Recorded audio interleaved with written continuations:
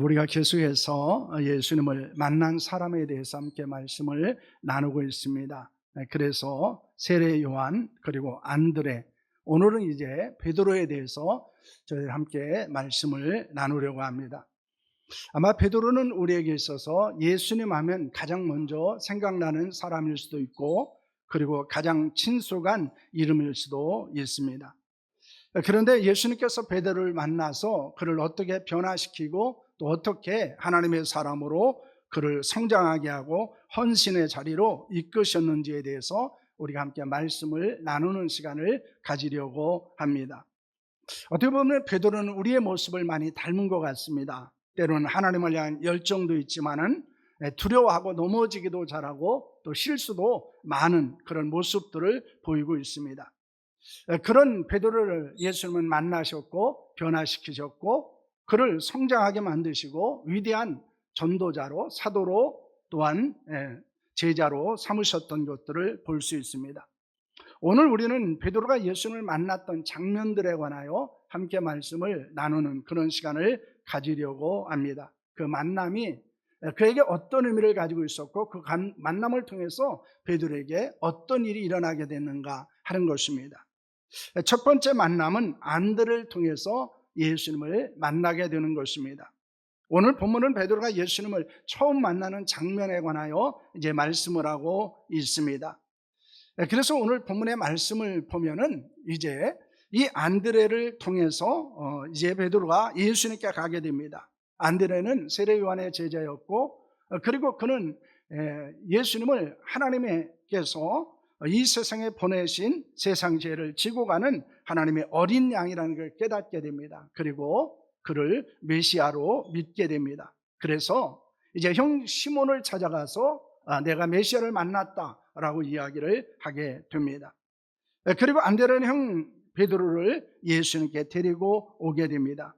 요한복음 1장 42절 말씀입니다. 우리 함께 합니다. 데리고 예수께로 오니 예수께서 보시고 이르시되 내가 요한의 아들 시몬이니 장차 게바라 하리라 하시니라. 게바는 번역하면 베드로라 라는 말씀을 하고 있습니다. 이제 이 베드로가 예수님께 왔을 때 예수께서 그를 보시고 뭐라고 말씀합니까? 요한의 아들 시몬이라고 말합니다. 그러면서 너는 이제 장차 게바가 되리라 라는 말씀을 합니다. 여기서 이제 게바라라고 하는 이 단어는 아람어입니다. 그리고 또 이 게바, 시몬, 또 베드로라는 이름이 있는데 베드로라는 말은 이 이름은 헬라어입니다. 그래서 이 시몬이라는 것, 또 게바라는 것, 그리고 베드로라는 것은 모두 다 이 베드로를 지칭하는 이름이었던 것을 보게 됩니다. 예수님은 시몬을 보고 예언적인 말씀을 하십니다.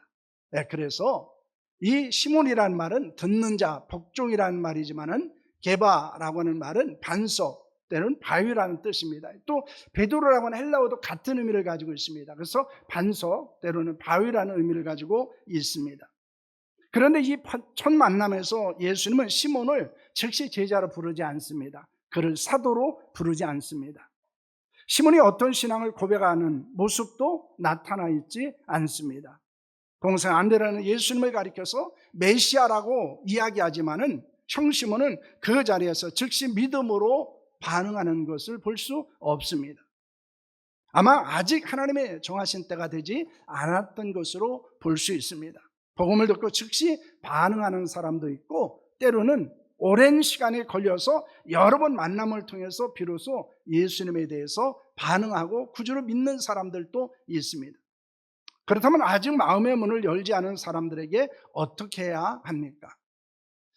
디모데후서 4장 2절 말씀입니다. 함께 합니다. 너는 말씀을 전파하라. 때를 얻든지 못 얻든지 항상 힘쓰라. 범사에 오래 참음과 가르침으로 경책하며 경계하며 권하라 라는 말씀을 하고 있습니다. 이 말씀은 우리에게 복음을 전하는 일에 있어서 어떤 태도를 가져야 되는가 하는 것에 대해서 말하고 있습니다. 우리가 복음을 전할 때 즉각적으로 반응하는 사람도 있지만은 하지 않는 사람도 있다는 것입니다. 복음을 전할 수 있는 환경이 주어지기도 하지만은 때로는 주어지지 않을 수도 있다는 것입니다. 그런데 우리에게 말씀하는 것은 무엇입니까? 어떤 상황이든지, 상황이 좋든 나쁘든지, 상대방 반응이 호의적이든지 호의적이지 않든지 인내하며 포기하지 말고 복음을 전할 것을 말씀하고 있습니다. 왜냐하면 지금 그 사람의 마음이 닫힌 것 같지만은 이제는 하나님의 때가 되면은 그 사람의 마음에 문이 열리고 복음을 받아들이고 예수님을 구주로 영접할 수 있기 때문입니다. 그러므로 우리가 전하면 하나님께서 때가 되면 역사한다는 사실을 우리는 기억해야 합니다. 아직 예수님을 모르는 가족이나 이웃이나 때로는 동료나 친척들이 있습니까? 안드레처럼 그들을 먼저 찾아가야 합니다. 어색할지라도 어떤 반응을 보일지라도 우리는 복음을 전해야 합니다. 그들의 영혼을 향한 뜨거운 마음을 가지고 그들에게 복음을 전하면 하나님께서 때가 되면은 그들의 마음의 문을 열고 거룩한 복음의 열매를 맺게 한다는 사실을 믿으시기를 바랍니다. 그럴 때 우리는 나보다도 더 뛰어난 그런 그리스도인이 되는 은혜를 경험하게 된다는 것입니다. 사실 어떻게 보면은 안드레보다는 베드로가 더 뛰어난 하나님의 일을 감당했던 것을 보게 됩니다. 그리고 안드레가 맨 처음 이 베드로를 예수님께 데리고 갔지만은 처음에는 아무런 반응도 일어나지 않습니다. 그러나 때가 되었을 때 다시 그를 부르셨고 그리고 그가 예수님에 대해서 반응하게 되어지고 그리고 그가 예수님의 제자로서 또 사도로서 귀한 사명을 감당하고 또한 하나님의 탁월한 일꾼으로서의 사역을 감당했던 것들을 보게 됩니다. 그러므로 우리는 중요한 것은 어떤 상황이든지 어떤 반응이든지 우리는 포기하지 말고 복음을 전하는 자들이 되어야 한다는 것입니다. 두 번째 만남은 실패 현장에서 예수님을 만나는 것을 통해서 볼 수 있습니다. 안드레를 통해 예수님을 잠시 만났지만은 베드로는 여전히 자신의 삶의 자리 즉 갈릴리 바다에서 물고기 잡는 일로 돌아왔습니다. 그는 이미 가정을 가지고 있었기 때문에 아마 가족의 생계를 책임져야 되는 어부로서의 삶을 놓을 수 없었을 것입니다. 첫 번째 만남 이후에 그는 일상에는 큰 변화가 일어나지 않았습니다. 그런 베드로를 예수님은 가장 깊은 실패 현장에서 만나 주십니다. 그 첫째는 어부로서의 실패 현장에서 예수님이 그를 만나 주십니다. 어느 날 밤 베드로는 밤새도록 수고해서 그물을 던졌지만은 물고기를 잡지 못했습니다. 바다에서 잔뼈가 굵은 베드로에게서 이것은 단순한 실적 부진이 아닙니다. 그의 경험과 노력이 한순간에 숲으로 돌아가는 것입니다. 어부로서의 존재적인 무력감이라든가 자존심의 깊은 상처를 안길 수 있는 일이기도 했습니다. 실패감에 젖어서 낙심하고 그물을 씻고 있었을 때 예수께서 베드로를 만나 주십니다. 그리고 예수님 베드로를 향해서 깊은 곳에 가서 그물을 던지라고 말씀하고 있습니다. 그런데 어부의 경험으로 보면은 그것은 이해할 수 없는 것입니다. 그러나 베드로는 이렇게 대답합니다. 선생님, 우리들이 밤을 새워서 수고했지만은 잡은 것이 없습니다. 그러나 말씀에 의지하여 내가 그물을 내리립니다 라고 고백을 합니다. 그리고 그물을 깊은 곳에 던지게 됩니다. 엄청난 물고기를 잡게 됩니다. 그 기적 앞에서 베드로는 이런 고백을 합니다. 자신의 주인임을 깨닫고 주여 나를 떠나소서라고 말합니다. 예수님의 거룩한 임재와 자신의 연약한 지성이 극명하게 대비되어지는 순간이었습니다. 그때 예수님 베드로에게 무엇을 말씀하십니까? 누가복음 5장 10절 11절 말씀입니다. 함께합니다. 세베대의 아들로서 시몬의 동업자인 야고보와 요한도 놀랐습니다. 예수께서 시몬에게 이르시되 무서워하지 말라. 이제부로는 내가 사람을 취하리라 하시니 그물을 버려두고 육지에 대고 모든 것을 버려두고 예수를 따르리라 라는 말씀을 하고 있습니다. 예수는 실패 현장에서 절망하고 있었던 베드로, 낙심하고 있었던 베드로를 찾아보십니다. 그리고 그를 향해서 무서워하지 말라고 말씀합니다. 그의 실패를 완전히 새로운 차원의 성공으로 이끌어가는 것을 볼 수 있습니다. 그를 향해서 사람을 낚는 어부로서의 부르심을 주십니다. 베드로는 이 만남을 통해서 자신의 직업적 실패 속에서 하나님의 크신 능력과 자신의 한계를 동시에 경험하게 됩니다. 반면에 모든 것을 버리고 예수님을 따르는 제자의 삶을 시작하게 되었습니다. 우리도 밤새 수고했지만 아무것도 얻지 못한 실패의 순간들이 있을 수 있습니다. 직장에서 목표를 달성하지 못할 수도 있고요. 사업에 어려움을 겪을 수도 있습니다.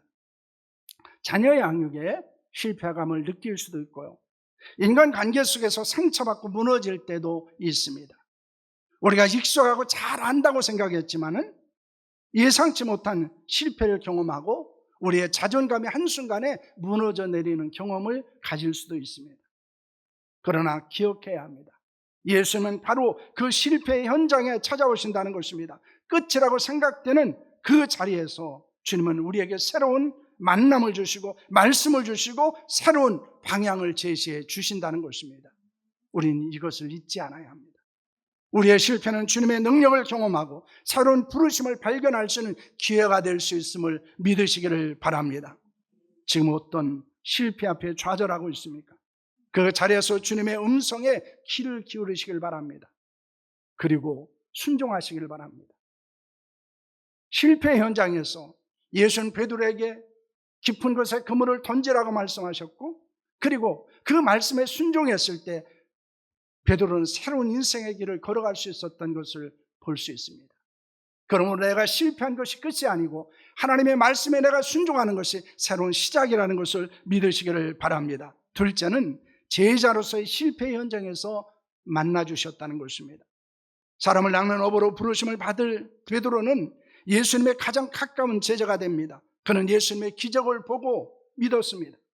영광스러운 변화산의 놀란 변화를 목격하기도 했습니다. 그는 예수님에 대한 열정으로 가득 찼습니다. 예수님이 순환이 예고하실 때 베드로는 그렇게 하지 말라고 말합니다. 그리고 심지어 예수님과 함께 감옥에도 가고 죽음의 자리에도 같이 갈 각오가 되어 있다고 고백합니다. 그러나 예수님은 베드로가 닭이 울기 전에 3번 부인할 것이라고 말씀합니다. 그리고 예수님의 말씀대로 베드로는 닭이 울기 전에 3번 예수님을 모른다고 부인하게 됩니다. 그때 닭이 울게 되고 베드로는 예수님의 눈길과 말씀을 기억하고 밖에 나가서 심히 통곡을 하게 됩니다. 이 실패는 어부로서의 실패와는 차원이 다른 것입니다. 이것은 제자로서의 실패, 신앙의 실패입니다. 그는 자신이 그토록 사랑하고 따르겠다고 맹세했던 주님을 생명을 걸고 지키겠다는 약속을 지키지 못했습니다. 오히려 배신했습니다. 오히려 부인했습니다. 이 실패는 그의 내면에 깊은 상처와 자책감을 남길 수 있게 되었다는 것입니다. 여러분, 우리에게도 마찬가지입니다. 우리도 신앙적인 실패를 경험할 수 있습니다. 그럴 때 우리의 내면에 깊은 상처와 자책감이 들어요. 나는 자격이 없다고, 나는 실패자라고, 나는 주님을 따를 만한 존재가 아니라고 낙심하기도 합니다. 그런데 놀라운 것은 예수님이 그런 베드로를 버리지 않으셨다는 것입니다. 부활하시는 예수님은 베드로를 찾아오십니다.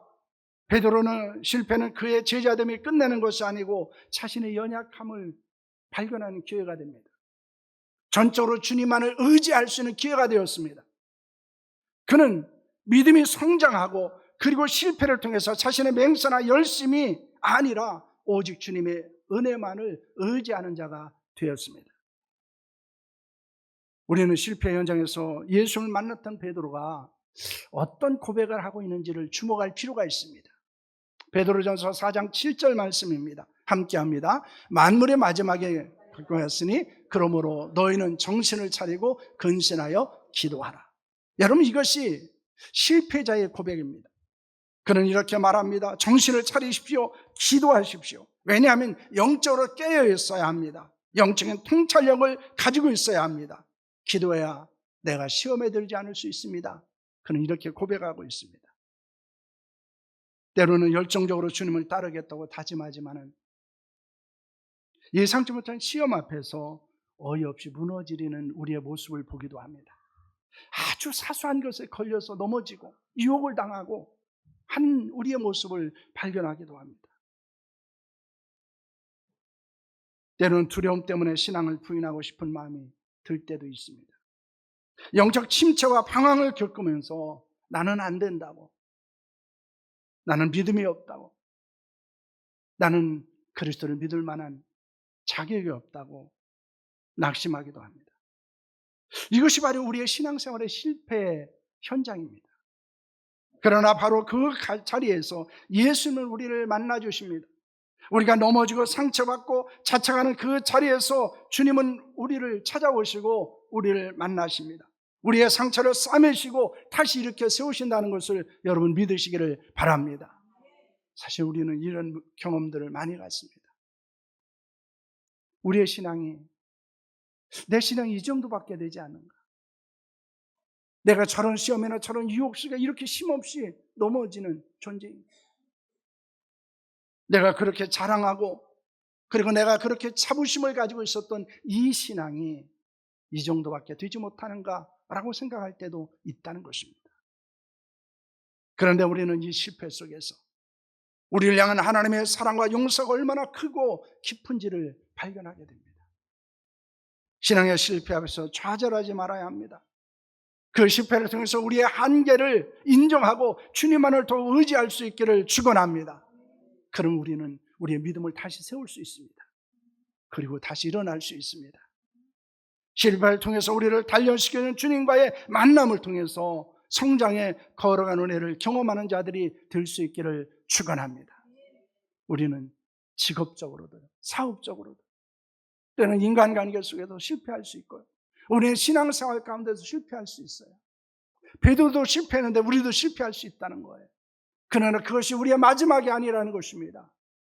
왜냐하면 베드로는 그의 어부로서 고기 잡는 데 실패했을 때 주님의 말씀에 순종했을 때 회복되어집니다. 그가 예수님을 부인하는 신앙의 실패 가운데서는 그가 철저하게 하나님 앞에 회개했을 때 그는 회복을 경험하게 되었습니다. 여러분, 실패는 우리를 순종의 길로 인도하고 실패는 우리를 더욱더 회개의 길로 인도한다는 사실을 여러분 믿으시기를 바랍니다. 그리고 우리는 그 실패 앞에서 주님을 만나서 우리의 순종을 고백해야 합니다. 그리고 우리의 연약함과 죄악을 고백하는 자들이 될 수 있기를 축원합니다. 세 번째의 만남은 회개의 현장에서의 만남이라고 볼 수 있습니다. 회개라고 하는 것은 뭡니까? 다시 돌아가는 것을 이야기하는 것입니다. 예수님을 부활 이후 베드로는 다른 제자들과 함께 다시 물고기를 잡고 있었습니다. 아마도 그는 자신의 3번 부인을 인해서 제자 자격을 잃었다고 생각할 수도 있었을 것입니다. 깊은 절망과 무력감에 사로잡혀 익숙했던 옛 삶으로 돌아갔습니다.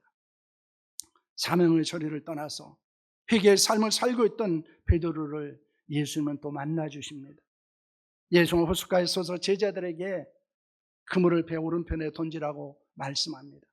그리고 그 그물을 던지자 놀라운 수확을 얻게 됩니다.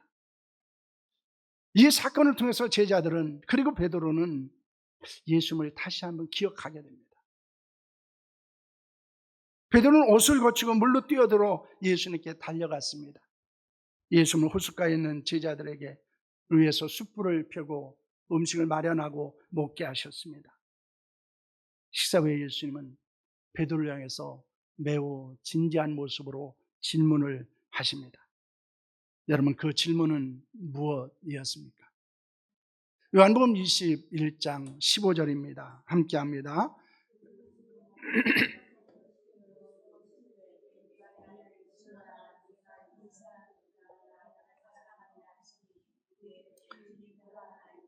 내가 주님을 사랑하시는 줄 주님께서 아시나이다. 이르시되 내 어린 양을 먹이라 하시고 라는 말씀을 합니다. 이 질문은 베드로가 3번 예수님을 부인했던 아픈 기억을 상기시킵니다. 그래서 3번 예수님이 물으십니다. 내가 나를 사랑하느냐? 라고 물으십니다. 베드로는 3번 사랑을 고백합니다. 그러자 예수님은 그에게 3번 양을 치라는, 양을 먹이라는 말씀을 주고 있습니다. 이 3번의 질문과 대답을 통해서 베드로는 자신의 연약함에도 불구하고 예수를 향한 자신의 진심 어린 사랑을 확인하게 됩니다. 그리고 예수님은 사랑을 고백하는 베드로에게 내 어린 양을 치라, 내 어린 양을 먹이라는 말씀을 하십니다. 그에게 다시 사명을 회복시켜 주십니다. 사명의 자리를 떠나서 옛사람으로 돌아가려 했던 베드로를 찾아오셨습니다. 그리고 그 실패를 용서하십니다. 관계를 회복하셨습니다.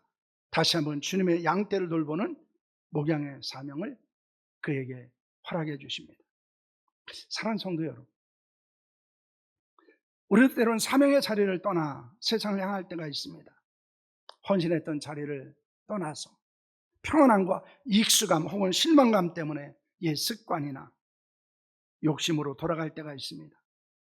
나는 부족하다고, 나는 자격이 없다고, 나는 이제 할 만큼 했지만은 더 이상 어떠할 수 없다고, 우리는 우리에게 주어진 사역이나 사명을 포기하고 싶을 때도 있습니다. 그러나 예수님은 우리를 절대 버리지 않습니다. 예수님은 다시 물고기를 잡고 있었던 베드로에게 찾아오시고 만났던 것처럼 사명과 사역을 잃고 방황하는 우리를 찾아오십니다. 우리의 가장 깊은 마음, 우리의 주님을 사랑하는지를 묻습니다. 그 질문 앞에 우리는 우리의 부족함과 연약함을 고백합니다. 그리고 이렇게 이야기해야 합니다. 내가 주님을 사랑하시는 줄 주님이 알고 있지 않습니까? 우리는 이렇게 고백할 수밖에 없습니다. 여러분, 지금 사명의 자리를 떠나 있고 사역의 자리를 떠나 있습니까? 여러분, 헌신해야 하는 삶에 지쳐 있습니까? 주님은 바로 그곳에서 여러분을 만나시기를 원하십니다. 회개의 현장에서 예수님을 만나기를 원하십니다. 그때 우리에게 필요한 것은 뭘까요? 내가 부족하고 연약하지만 내가 주님을 사랑합니다. 내가 비록 지금 방황하고 있지만, 헌신의 자리를 떠나 있지만, 내가 옛생활로 돌아와 있지만, 주님, 내가 주님을 사랑하는 줄, 그리고 주님이 나를 사랑하는 줄 내가 압니다. 여러분, 이 고백이 여러분 가운데 있기를 소망합니다. 지금도 예수님은 여러분을 만나기를 원하십니다. 베드로의 이야기는 예수님과의 만남이 한 번의 사건으로 끝나지 않았다는 거예요. 그는 안대를 통해서 예수님을 처음 만났습니다. 어부로서 제자로서의 실패할 때 예수님은 그를 만나셨습니다. 사명을 잊고 돌아간 바닷가에서 그 회개의 현장에서 예수님을 다시 만났습니다. 이런 반복적인 만남 속에서 베드로는 변화를 경험합니다. 연약한 시몬에게 반석 같은 베드로로 예수님께서 바꾸어 주십니다. 실패 속에서 자신의 한계를 깨닫고 주님만을 의지하게 됩니다. 주님을 부인했던 베드로가, 배신자가 죽음까지 불사하는 순교자가 되었습니다. 이 모든 변화의 중심에는 예수님과의 지속적인 만남이 있었다는 것입니다. 우리의 신앙생활도 베드로와 같을 수 있습니다. 우리의 의지나 열심을 가지고, 우리의 계획을 가지고 주님을 따르지만은 한계를 느끼기도 합니다. 넘어질 때도 있습니다. 실망하고 좌절할 때도 있습니다. 주님을 멀리할 때도 있습니다. 그러나 감사한 것은 주님은 우리를 버리지 않는다는 것입니다. 주님은 우리를 찾아보신다는 것입니다. 우리를 사랑하신다는 것입니다. 우리를 만나주신다는 것입니다. 그리고 우리를 향한 눈길을 거두지 않으신다는 것입니다. 그 애틋하고 강력한 눈빛이 바로 주님께서 우리를 향한 눈빛입니다. 그 눈빛 속에 우리의 회복이 있습니다. 예수님 지금 우리를 만나기를 원하십니다. 우리가 아직 주님을 모르는 부르심의 자리에 있다면 누군가를 통해서, 말씀을 통해, 환경을 통해서 우리에게 찾아오십니다. 우리가 실패의 자리에 있었다면 그곳에서 우리의 상처를 써내시고 위로하시고 새로운 소망을 주십니다. 우리가 사명과 헌신의 자리를 떠났다면 그 희귀의 자리에서 따뜻한 사랑으로 우리를 다시 부르십니다. 그리고 우리를 다시 세우십니다. 여러분의 삶의 자리는 지금 어디입니까? 어쩌면 소명의 자리일 수 있어요. 부름의 자리일 수 있습니다. 실패의 자리에 있을 수도 있어요. 직업적인 것, 일적인 것에 실패일 수도 있어요. 여러분의 일상생활의 실패일 수도 있습니다. 또 하나는 신앙의 실패의 자리에 있을 수도 있습니다. 예전에 여러분이 그렇게 헌신했지만은 이제 그 헌신의 자리에 떠나 있을 수도 있습니다. 그러나 그 어떤 자리든지 상관없습니다. 그것은 문제가 되지 않습니다. 왜냐하면 하나님은, 예수님은 우리를 사랑으로 회복시키시고 말씀으로 훈련시키시고 성령께서 우리를 다시 한번 헌신의 자리로 부르시기 때문입니다. 우리는 이것을 믿으셔야 합니다. 베드로는 그냥 베드로가 된 것이 아니었습니다. 그는 복음을 듣고도 반응하지 않을 때도 있었고요. 그는 실패할 때도 있었습니다. 헌신의 자리를 떠났던 데도 있었습니다. 그러나 그는 예수님의 만남에 반응했습니다. 예수님을 구주로 믿었고요. 그리고 그는 말씀에 순종했고, 그는 죄를 회개했고요. 그는 예수님에 대한 사랑을 고백했습니다. 그곳에서 그는 다시 일어날 수 있었고, 다시 시작할 수 있었고, 다시 헌신할 수 있었습니다. 이것이 은혜입니다. 그런 나를 떠나지 않으시는 예수님, 그런 나에게 찾아오신 예수님, 그런 나를 만나주신 예수님, 그리고 그 자리에서 거룩한 은혜를 베푸신 예수 그리스도의 사랑이 여러분에게 있다는 사실을 믿으시기를 바랍니다.